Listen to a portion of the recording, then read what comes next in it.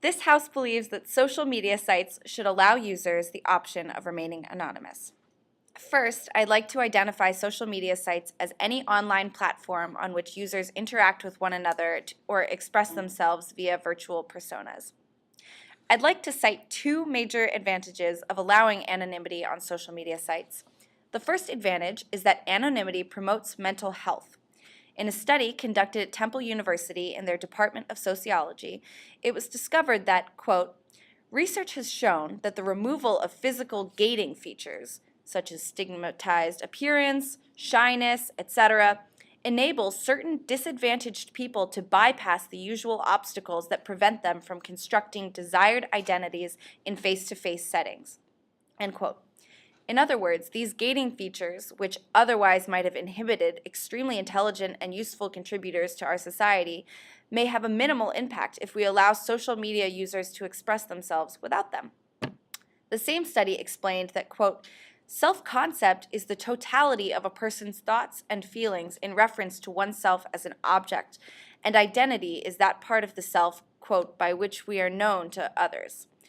The construction of an identity is therefore a public process that involves both the identity announcement made by the individual claiming an identity and the identity placement made by others who endorse the claimed identity, end quote.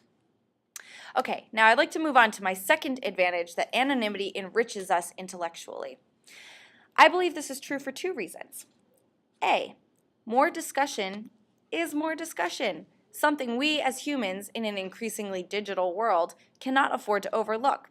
People who might have withheld information about their beliefs, cultures, and personal stories due to a fear of repercussions or scorn, or even sometimes physical punishment, will be more likely to contribute those stories to society if they are given the protection of anonymity. Why would we want to stifle any kind of discussion? My second subset under this idea that anonymity enriches us intellectually is that B, the ability to filter out bad information and identify useful information is not the responsibility of the person providing it. The person reading what is put online has the burden of deciphering what is true and what is credible. Those who choose to contribute anonymously to online forums are exempt from that. In other words, we will not know what is true is a poor argument in defense of full disclosure of the person contributing. So again, more discussion is more discussion. Filtering for good information is not the responsibility of the person providing it. Now I have two additional points of contention that I believe are important.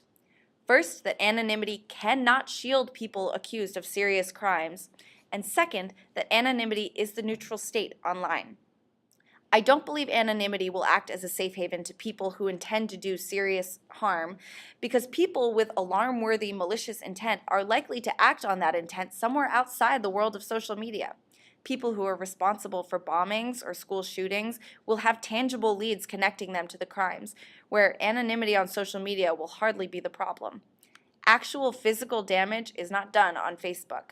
Though their online presences may provide useful clues into their mindsets or backgrounds, there has not yet been a criminal who is both harmful and protected thanks to an anonymous state on the internet. Now, the idea that anonymity is our neutral or assumed state online is supported by an article by Deborah G. Johnson, a professor of applied ethics and working in the Department of Science, Technology, and Society in the School of Engineering and Applied Sciences.